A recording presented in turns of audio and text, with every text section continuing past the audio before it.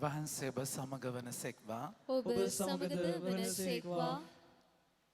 මතේතුමාගේ ශුද්ධ සුවිශේෂයෙන් උපුටාගත් කොටසකි. ස්වාමිනී ඔබ වහන්සේට මහිමය වේවා.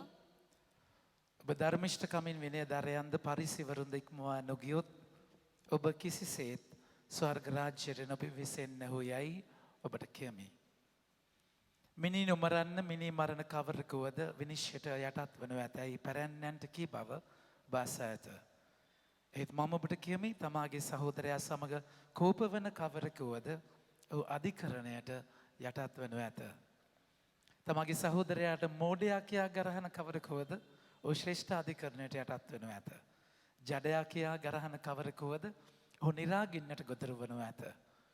එබැවින් ඔබ පූජාසනය වෙත පඬුරක් ගෙනෙන කල ඔබේ සහෝදරයා ඔබට විරුද්ධව යම් කිසි අමනාපයක් ඇතිව සිටින බව එහිදී සිහිවේ නම් පඬුර පූජාසන ඉදිරියේ තබා ගොස් පළමු කොට සහෝදරයා හා සමග වී පසුව අවුත් පඬුර පුදන්න. ඔබේ විරුද්ධකාරයා සමග උසාවියට යන කල මගදීම ඉක්මනින් ඔහු හා සමගි වන්න. නැත්නම් විරුද්ධකාරයා ඔබ නඩුකාරයාට බාර දෙන්නේය. නඩුකාරයා ඔබ උසාවියේ නිලධාරියාට බාර දෙන්නේය. ඔබ හිරගෙයි දමනු ලබන්නේය. සැබවින්ම මම ඔබට කියමි අන්තිම සතයම දඩය ගෙවන තෙක් ඔබ කිසිසේත් එයින් පිට වී නොයන්නේය. ස්වාමින් වහන්සේගේ ජීවනදායක සුභාරංචි නම් මෙසේය. ක්‍රිස්තුනී ඔබ වහන්සේට ප්‍රශංසා වේවා. පටිවන් ප්‍රමාන්තයනි.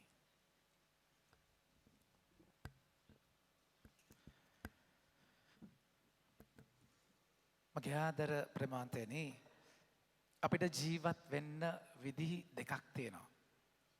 එකක් සාමාන්‍ය ජීවිතය, අනිත් එක තමයි බලයක් එක්ක ජීවිතය. ඉංග්‍රීසි වලින් හරලා natural life and supernatural life. බලයක් එක්ක ජීවත් වෙනවා කියන එක. ඒක ඔබගේ මගේ තීරණයක්. ඔබගේ මගේ choice එකක්. ඔබ ජීවත් වෙන්නේ කොහොමද කියන එක.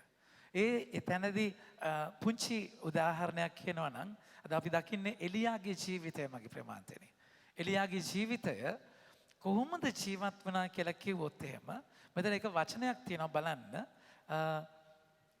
46 වෙනි වගන්ති එලියා එක රාජාවලි 18:46 සමීදානන් වහන්සේගේ බලය එලියා පිට පැමිණි නිසා ඔහු සිය ඉඟටිය වටා වූ වස්ත්‍රය අල්ලාගෙන ආබ්හාබ්ට පෙරටුව ජෙශ්‍රේල් නගරයට ඇතුළු වෙන තැන දක්වා දිවිය. ආහාබ් යන්නේ අස්ස කරත්තේ, එලියා අස්ස කරත්තටත් වඩා වේගෙන් දුවගෙන යනවා. ඒ කියන්නේ තමයි අපි සාමාන්‍යයෙන් අපි එන්ජින් වල කියන්නේ අශ්ව බල කියලා නේ. අශ්ව බල කියද්දි දැන් එලියා ඊට වඩා වේගෙන් කඩාගෙන යනවා. ස්වාමිනාස්ගේ බලය ඔහු තුල තිබුණායි කියන එක. මගේ ආදර ප්‍රමාන්තයනේ එකයි මම කිව්වේ supernatural life, natural life and supernatural life. සාමාන්‍ය ජීවිතය සහ බලගත් ජීවිතය බලයක් එක ජීවත් වෙනවා කියන එක. ඒකන හෝම්වර්ක් එකක් තියෙනවා.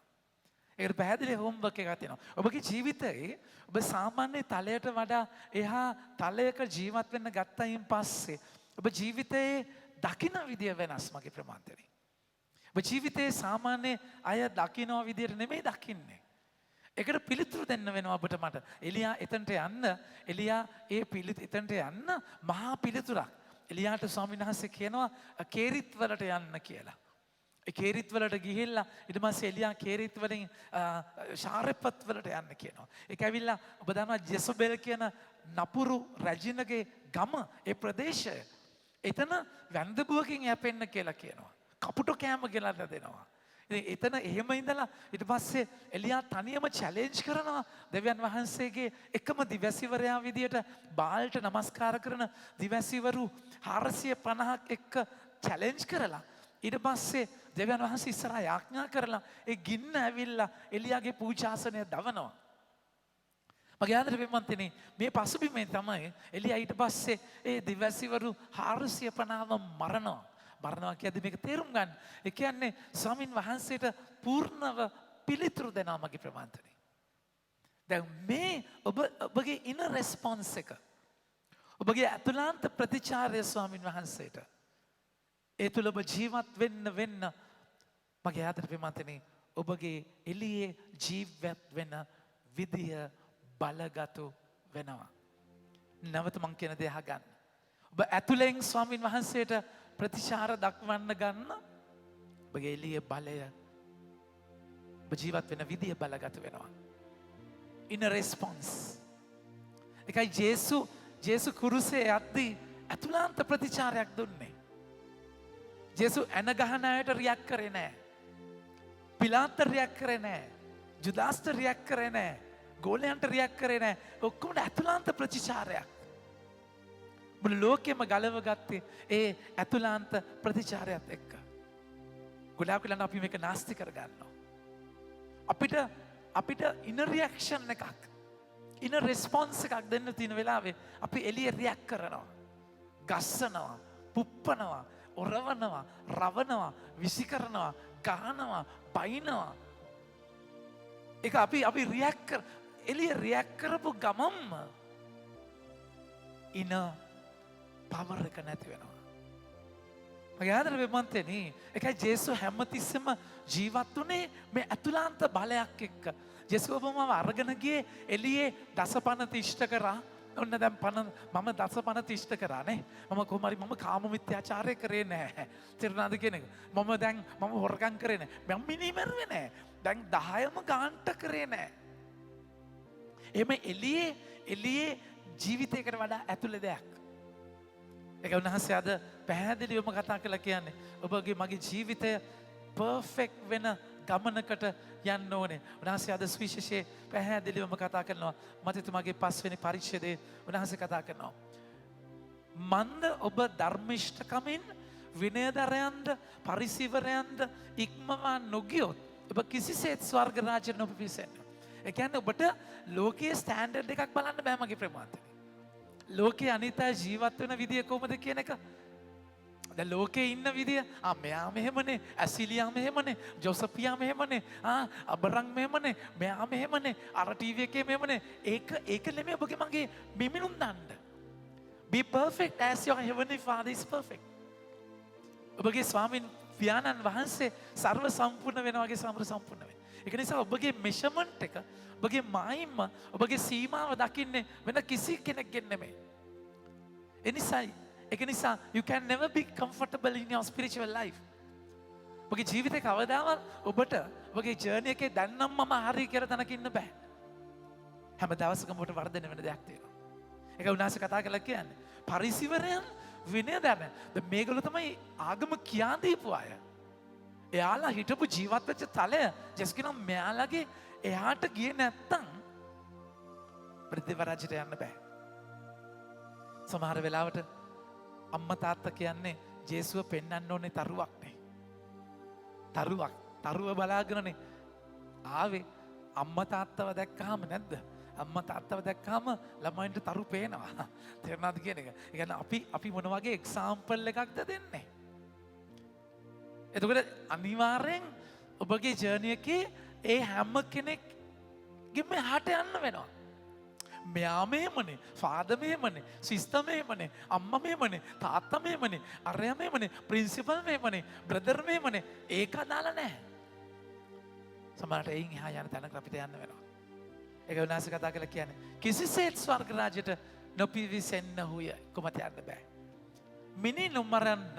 මිනී මරණ කවරෙකුවද විනිශ්චයට යටත් වෙනු ඇතැයි පැරැන්නන්ට කී බව බසා ඇත. මිනී මරන්න එපා. ඇත්තම කතා මිනී මරන්න දෙයක් නැහැ. මිනී කියන්නේ මැරිලානේ නැද්ද?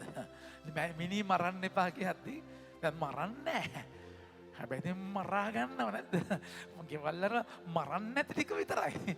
මරා ගන්නවා කියන්නේ ඔළුව ඇතුලේ මරලා කපලා කොටලා ඇනලා නැද්ද? සිතුවිලි වල වචන වලින් මරනන හොඳයි මගේ ප්‍රමාණතනේ. කොහොමද කාන්න දන්නා වචන රිද්දන්න පුළුවන් වචන වලින් හදවත අර පීයකින් එච්චර ඇනෙන්නේ හදවත කඩලා යන වචන මරනවා නම් කොට ඊට වඩා මරන්නේ අපි පල්ලියේ ඉන්නේ සුදු වැඳන් ඉන්නේ නැද්ද? අපි වැඳගෙන ඉන්නේ. දන ගාගෙන ඉන්නේ. හැබැයි ජීවත් වෙන විදියදී ජේසුස් කියන මරන්න හරි හොඳයි. එකකින් අදහස් කරන්නේ මරන්න කියන එක. ඔබ මිනී මරන්න එපා. ඔබට කියන වචනයක් තියෙනවා. හැබැයි කියනවා පැරැන්නන කී බව පාස ඇත. ඒත් මම ඔබට කියමි. ඔබේ සහෝදරයා සමග කෝපවන කවරකුවද ඔහු අධිකරණයට යටත් වෙනවා ඇත. මරණ එකේ රූට් එක අපි කවුරුත් මරන්නේ නැහනේ. කොහෙ එන්නකෝ. ඔයා මම මරනවා. හොඳේ? එන්න මරන්න. තේරුණාද කියන එක? එන්න මරන්න කියලා එහෙම මරන්නේ නැහැ. මර කේන්ති ඇවිල්ලා මෙහෙම පිටින එතන කකින කකරන මොන පිටින එතන ඉඳන් මරන්නේ. ඒක ශනිකව හරි නැත්නම් ප්ලෑන් කරලා හරි මරනවා. ජේසුස් කතා කරන්නේ එළිය ඇක්ෂන් එක නෙමෙයි. ජේසුස් කතා කරන්නේ ඒ එළිය ඇක්ෂන් එක එන රූට් එක. කෝපය. ජේසුස් ඩීල් කරන්නේ එතනත් එක්ක. ඒ නිසා අපිට හිත හදාගන්න බෑ දැන් මරන්නේ නැහැ. ඒක උන්වහන්සේ කතා කරලා කියන්නේ ස්ත්‍රියක් දිහා කාමුක ඇසෙන් බැලුවන් කාමමිත්‍යාචාර කරනවා. ඒක මම සිතෙන් කරන දෙයක්. මේ ජේසුස් කතා කරන්නේ රූට් එකක් ගැන. එළියේ ඒ කියන්නේ හරි ඔබ කොහොම හරි කට්ට කාගෙන දත කාගෙන ඉවසගෙන දරාගෙන ඔබ ඉන්නවා. ඒක නෙමෙයි. ඇතුලෙන් එක් සමහර අපි ඒක කරන්නේ නැත්තේ නඩුදායි කියලා උසාවියයි කියලා ලැජ්ජ වෙයි කියලා එක ප්‍රසිද්ධ ගායකයෙක්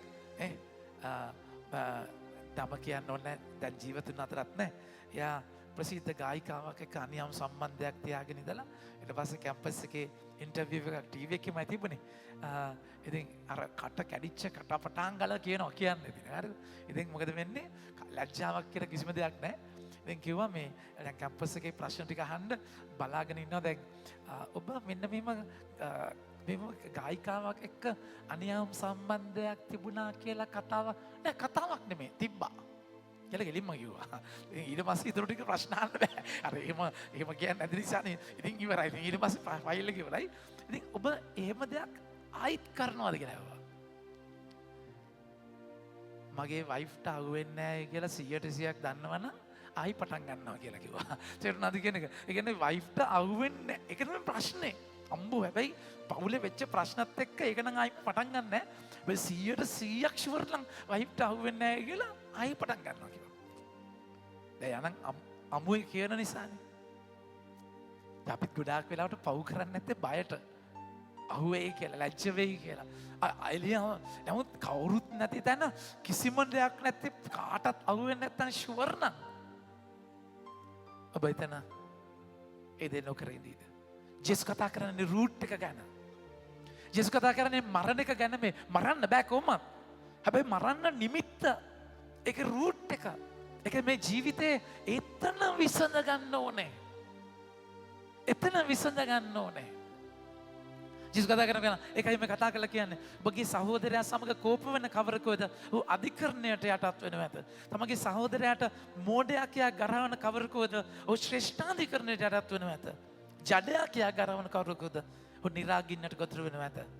ඒකේ මේ මන්තනේ මේවල ලොකු තේරුම් තියෙනවා. දැන් ජඩයා කියද්දි කියන්නේ අරමයික් වලින් රාකා කියන වචනය. ඉතින් මෙතන ශ්‍රේෂ්ඨාධිකරණය කියන්නේ සෙන්හෙඩ්‍රින්. එතන මරන්න බෑ. එයාලව සාමාන්‍යයෙන් මරණීය දඬුවම දෙන්න පුළුවන් තැනක් නෙමෙයි. මේ එක ලෙවල්ස් ගැන කතා කරන්නේ. හැබැයි සරලවම ඔබ වහන්සේ කියන්නේ රූට් එක ඇතුළට යන්න ඔබගේ ජීවිතේ. ඒ කියන්නේ මගේ ආදරේ මන්තනේ. ඒ කියන්නේ අපි ගොඩාක් වෙලාවට අර දඬුවමක් නිසා තරහගෙන ඉන්නවා. හැබැයි උන්වහන්සේ කතා කරලා කියන්නේ එක ජුවාම්තුමාගේ පළවෙනි එක ජුවාම් 4 උන්වහන්සේ 18 කතා 20 වෙනි වගන්තිය කතා කරලා කියන්නේ ප්‍රේමය තුළ දඬුවමක් නැත. 18ට ගන්න පුතේ. 18 කතා කරලා කියනවා ප්‍රේමයේ බියක් ඇති නොවේ. ප්‍රේමයේ බිය දුරු කරයි. බියවීම දඬුවම් ලැබීමට සම්බන්ධ බැවින් බියවන්නා ප්‍රේමයේ පරිපූර්ණ වී නැත. කියන්නේ මට කේන්තියක්දී ඇත්තටම ඔබ ඒකේ දැන් මට කේන්ති ගියා කියන සිද්ධියත් එක ගන්න. ඔබට නතර වෙලා ඔබට ඇතුළට යන්න පුළුවන් නම් දැන් ඇයි මට කේන්ති ගියේ? ඇයි මට මේ පුද්ගලයාත් එක්ක මට මෙයාව දිරවන්නේ නැත්තේ ඇයි? ඇයි මෙයාව දකිද්දි මට කේන්ති යන්නේ? ඇයි මේ සිද්ධියදී මෙන්න මෙහෙම මට පෙන්වන්න බැරි? සමහරවිට මට අසාධාරණේ පෙන්වන්න බෑ. හිතන්නේ බැලුමට හොඳයි. අසාධාරණේ පෙන්වන්නේ මට මරාගෙන මැරෙන්න දෙනවා සදා. පොඩි අවුලක් තියෙනවා මගේ ප්‍රමාතනේ. පොඩි අවුලක් තියෙනවා. ඒ කියන්නේ ජේසුස් කියන්නේ මේ රූට් එකට යන්න. ඔබ එළියේ හැසිරෙන විදිහේ රූට් එකට යන්න. ඒක ඉන ජර්නි එකක්. මගේ ආදරේ ප්‍රමාතනේ මේක වෙනම ජීවිතයක්. මේ ඉන ජර්නි එකේ ඉද්දී එලියා බලන්න මගේ ප්‍රමාතනේ එලියාගේ වචනය කතා කරද්දී අහස පිය වුණා. අවුරුදු 3ක් නියංග දෙවියන් වහන්සේගේ පණිවිඩයට එද්දී එලියාව ඇතුලෙන් කඩනවා. අර වතුර නැති තැනක කියලා ඉන්න කියනවා. දියසීරාව හිඳෙද්දී ශාරපත් වලට යන්නේ වැන්දබුවකින් යැපෙන්න කියනවා. මගේ ආදර ප්‍රේමන්තනේ මේ සිද්ධියත් එක්ක කියන්නේ ඒ ඇතුලේ කඩද්දී ඔබගේ ජීවිතය ඔබ දකින විදිය වෙනස් වෙනවා. ඔබ වචනයත් එක්ක ඩීල් කරද්දී වචනට ඉඩ දෙද්දී ඔබට අතාරින්නට වචනයත් එක්ක ඔබ ඉද්දී ඔබ ජීවත් වෙන විදිය වෙනස්. ඒ කියන්නේ වචනයෙන් ඔබව ෂාප් ෆයින් ටියුන් වෙනවා. දැන් සාමාන්‍ය සමහර අයට මෙලෝදානයක් තේරෙන්නේ නැහැ නේ තමුන් අවුට්ද සිං කරන්න කියලා. නේ? අවුට් සිං කරනවා කියලා නේ. දැන් තමුන් දන්නේ නැහැ තමුන් අවුට්ද කියන්නේ. ළඟ ඉන්න කෙනා තමයි ඉන්න බෑ. වෙන පිච් එකකින් කෑ ගහනවා. එයා දන්නේ නැහැ. සමහරවිට මේ වලත් ඇවිල්ලා කියනවා නේ. තමුන් ඒ කියන්නේ තමුන් දන්නේ නැහැ අවුට්ද කියලා. ඒක අතිශය භයානකයි. දැන් සාමාන්‍යයෙන් අපිට නම් යන්තම් තේරෙනවා අවුට්ද කියලා නේ. හැබැයි රූකාන්තල වගේ අය යන්නේ අවුට් නෙමේ. ඒ කියන්නේ එක සෙමිටෝන් එකක්. අර වයලින් එකක ඔකෙස්ට්‍රා එකක් ප්ලේ කරද්දී එක වයලින් 10ක් විතර ප්ලේ කරද්දී එක වයලින් එකක අන්තිම ස්ට්‍රින්ග් එක ඒකත් ඇහෙනවා යාට. අපිට නම් මෙලෝදානක් ඒවා එන්නේ. එයන ෆයින් ටියුනින්.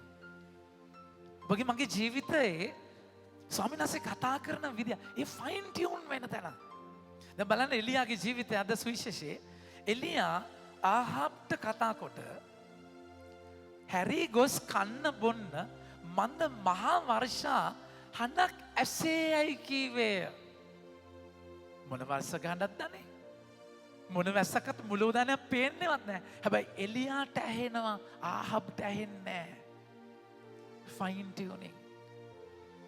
ජීවිතයේ ඇත්තකිල්ලෙන් දකිනවා. පෙනෙන දේ නෙමේ ඇත්තකිල්ලෙන් එලියා දන්නවා මේක වෙනවා. උන්වහන්සේගේ වචනය ඉෂ්ට වෙනවා.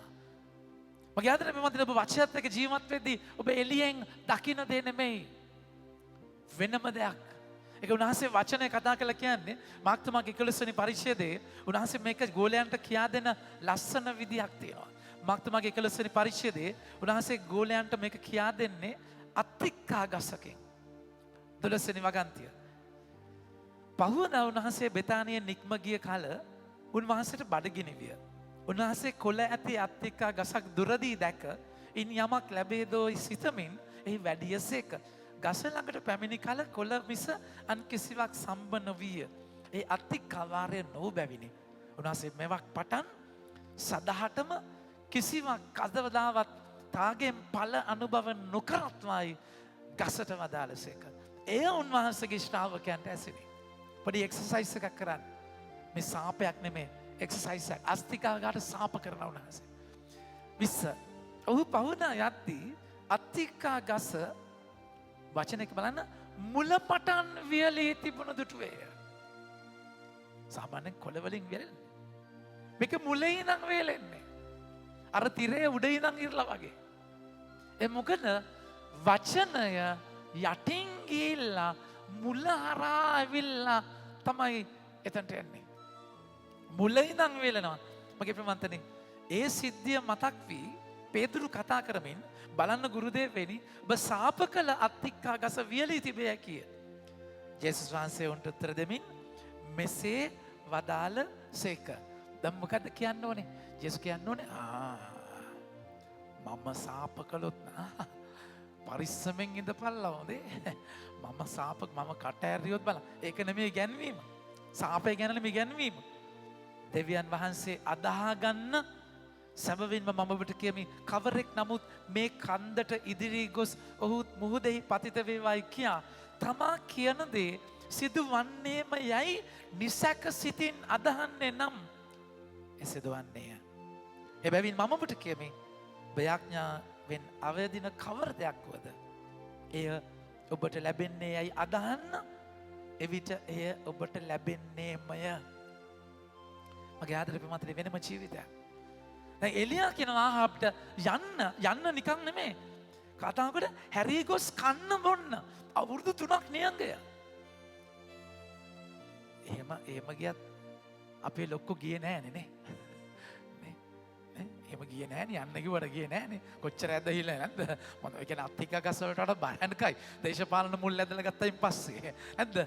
ඒක තමයි ප්‍රශ්නේ තියෙන්නේ. කෙසේ වෙතත් මගේ ආදර වෙමත. නාසගේ සැලැස්ම වෙනවම ඒක ප්‍රශ්නයක් කරගන්න එපා. මම වීලොට කියන්නේ. කෙසේ වෙතත් දැන් ඔබ යන්න කිල්ල කන්න බොන්න.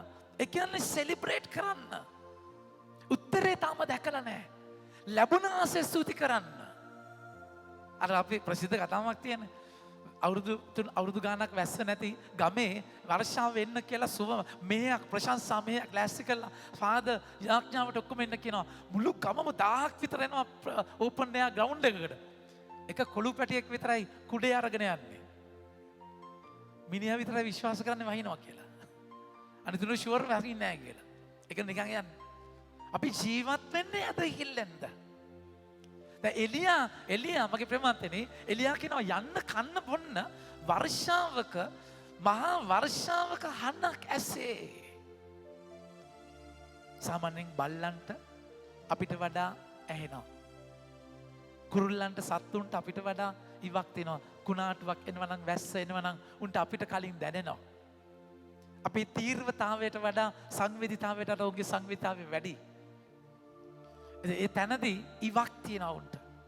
ඉවක්. මේක ස්වාමීන් වහන්සේ මේ ස්පිරිචුවල් ඉවක්. ඒ කියන්නේ ආර දැනෙනවා. ඒ දැනෙලා සැකයක් නැහැ. රජට ආහාබ් කියන රජට කියනවා කිල්ල කන්න බොන්න. මගේ ආදර ප්‍රේමවන්තනි මේක වෙනම ජීවිතයක්.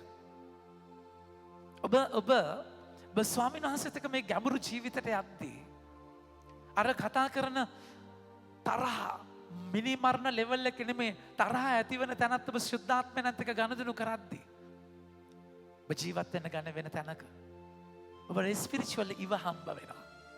ස්වාමීන් වහන්සේ මේක කරනවා කියලා ඔබ දන්නවා. දැකීමෙන් නොව 1 කොරින්ති හරි ලස්සනට කතා කරලා කියන්නේ 5:7 2 කොරින්ති 5:7 උන්වහන්සේ කියනවා බලන්න ඔබ ජීවත් වෙන විදි දෙකක්. ඔබ හැම තැනදීම පිරිසිදු වෙන පිණිස 2 කොරින්ති පුතේ 2 කොරින්ති 5:7 උන්වහන්සේ කතා කරලා කියනවා. 2 කොරින්ති 5:7 අප ජීවත් වන්නේ දැකීමෙන් නොව ඇදහිමෙන්ය. Not by sight but by faith. ජීවිතයේ ඇදහිල්ලෙන් දකින්න. ඒක මේ මැජික් නෙමෙයි. ඔබ ස්වාමීන් වහන්සේට ඇතුලෙන් ප්‍රතිචාර දෙද්දී ඇතුලෙන් ඔබ ස්වාමීන් වහන්සේට රෙස්පොන්ඩ් කරද්දී ඔබ ඇතුලෙන් කැඩෙද්දී ඔබට එළිය බලයක් එනවා. වචන කතා කරලා කියනවා දැන් යන්න බලන්න ආහාබ්ට කතා කරලා කන්න බොන්න මන්ද මහා වර්ෂාව කණක් ඇසෙය කියේ. ආහාබ් කන බොන පිණිස හැරී ගියේය. එලියා කාර්මෙල් කඳ මුද්දනට නැගී බිම වැටි දනහිස් දෙක අතරේ මුහුණ තබාගෙන. ඒ කියන්නේ මගේ ප්‍රේමවන්තනි ඔළුව බා ගන්නවා. ඇස් අරින්නේ නැහැ. සමහරට ඔබ මම ඇස් වලින් දකින දේ අදහිලට බාධාවක්. ඔබ කන් වලින් අසන දේ අදහිලට බාධාවක්.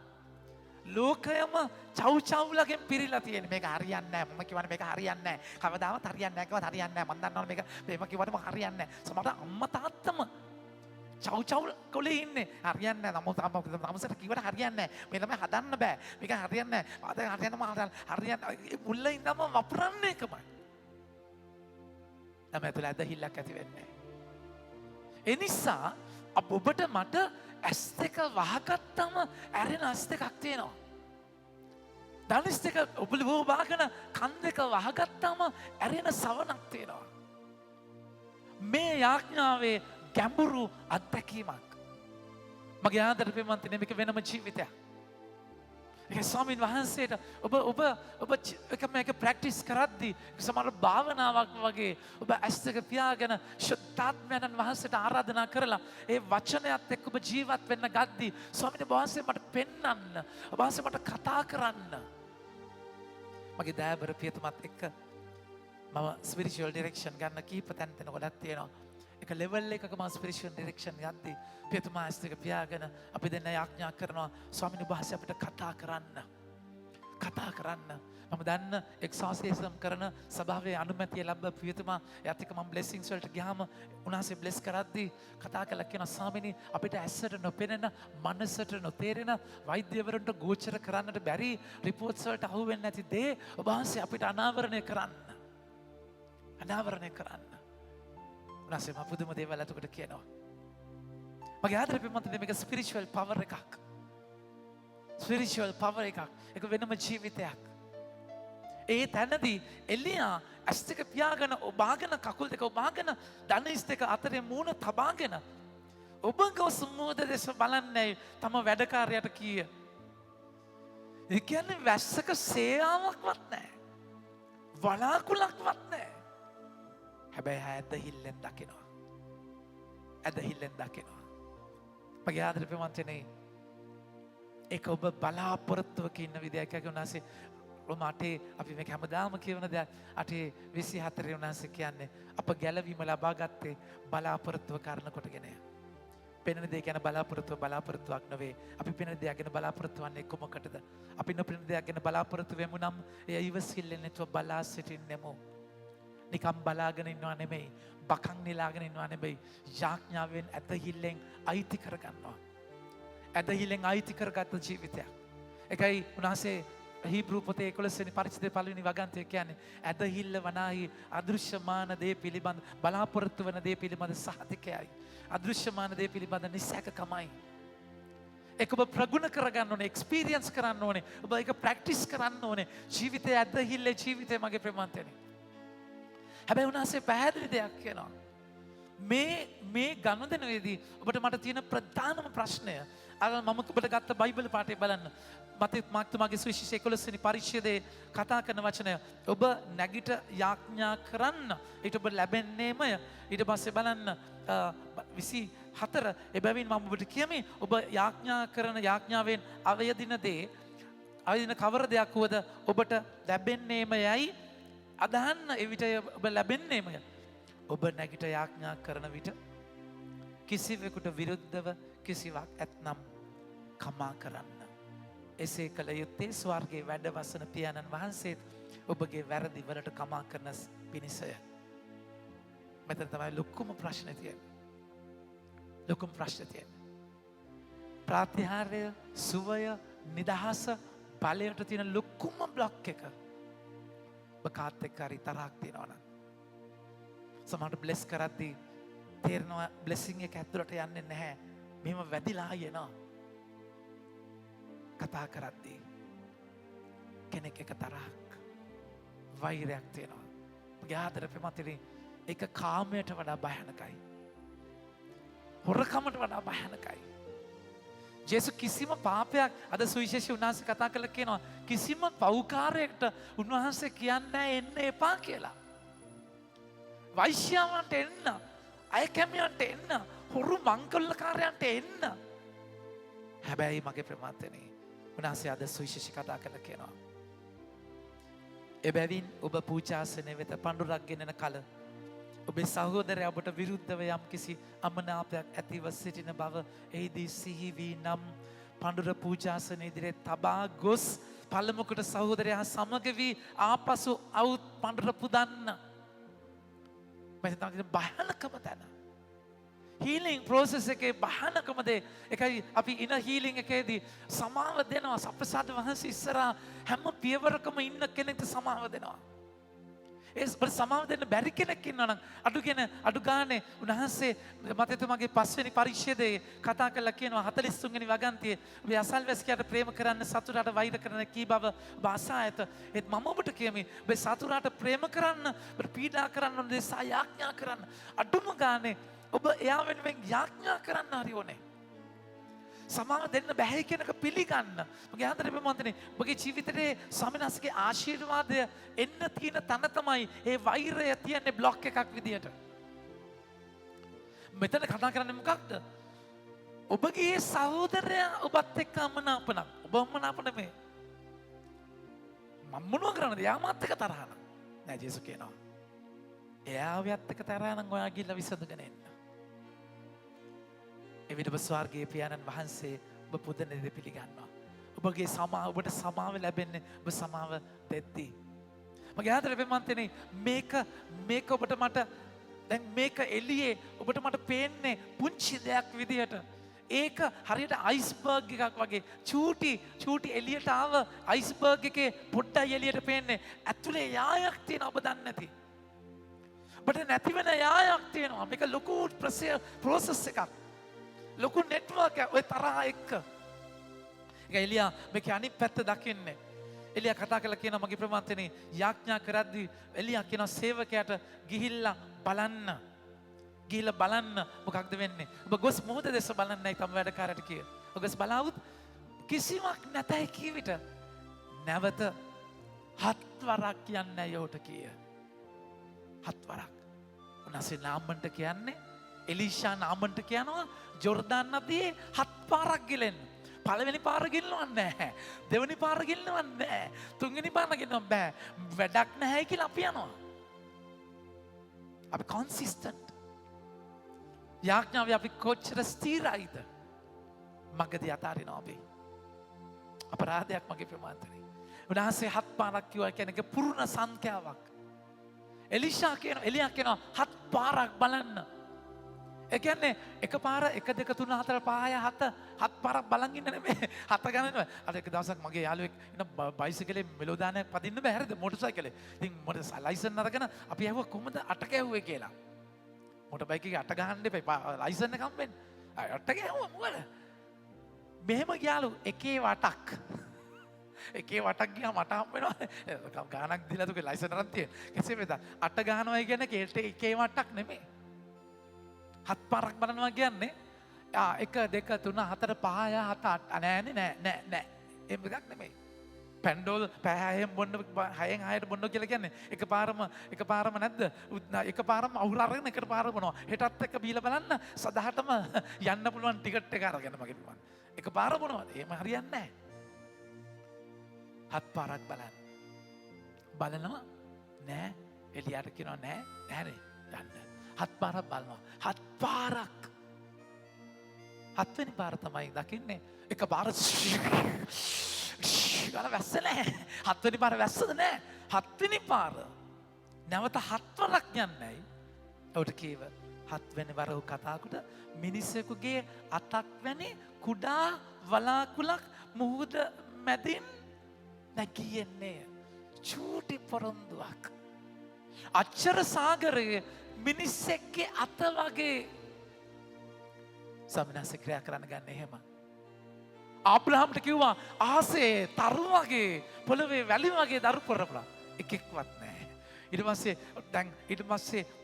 පස්සේ මම බ්ලෙස් කරලා තියෙනවා 4 දෙනෙක් බබාලා එකපාර හම්බුණා.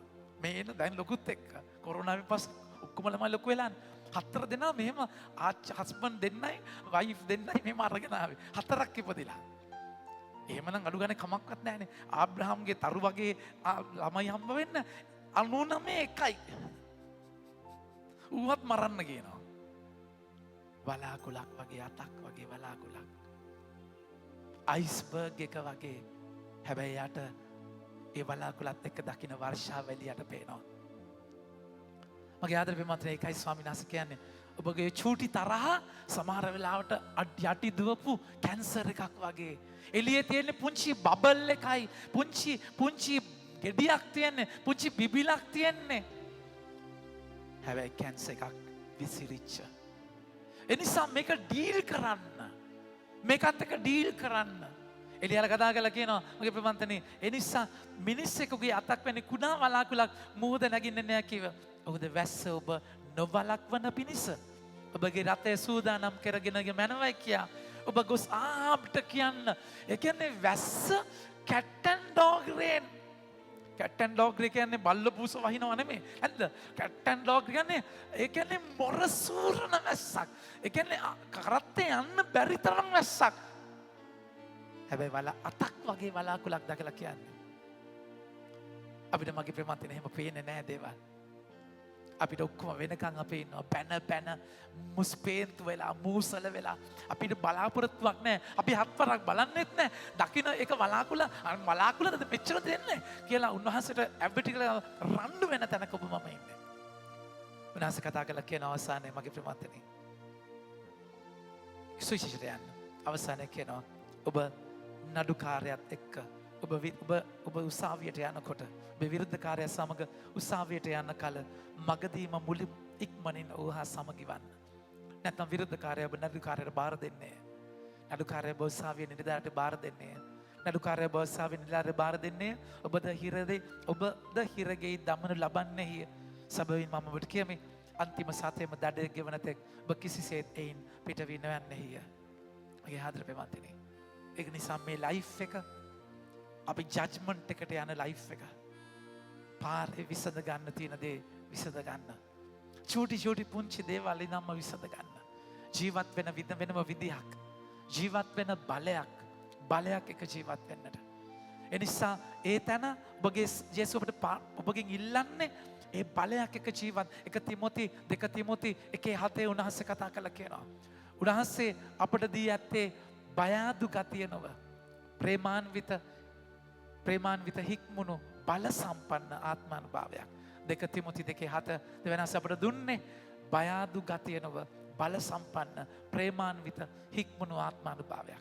එනිසා ඒ සංවේදීතාව වැඩි කරගමු. ස්වාමීන් වහන්සේ ඉල්ලන දේ අතුලාන්තයෙන් කරලා රියැක්ට් කරලා බලය නැති කරන්නේ නැතුව රෙස්පොන්ඩ් කරලා ඒ අතුලාන්ත සංවේදීතාවේ ඉන්න සෙන්සිටිවිටි එක වැඩි කරගෙන ජීවිතේ බලයක් එක ජීවත් වෙන්නට. අනිත් අය දකින්නට වඩා එහා දෙයක් දකින්නට. අනිත් අයට ඇහෙන දෙයට වඩා එහා දෙයක් ඇහෙන්නට. ඇදහිල්ලෙන් ජීවත් වෙන්නට. අශ්ව බල පරදන බලයකින් එලියා දුවනවා වගේ අනිත් අයට කලින් අස්සේ කරත්තට කලින් ජීවිතේ බලයක් එක ජීවත් වෙන්න අවශ්‍ය ශක්තිය ස්වාමීන් වහන්සේගේ ඉල්ලලා අපි මේ යාගය තුළ මැදිහත් වෙමු. යඥා කරමු.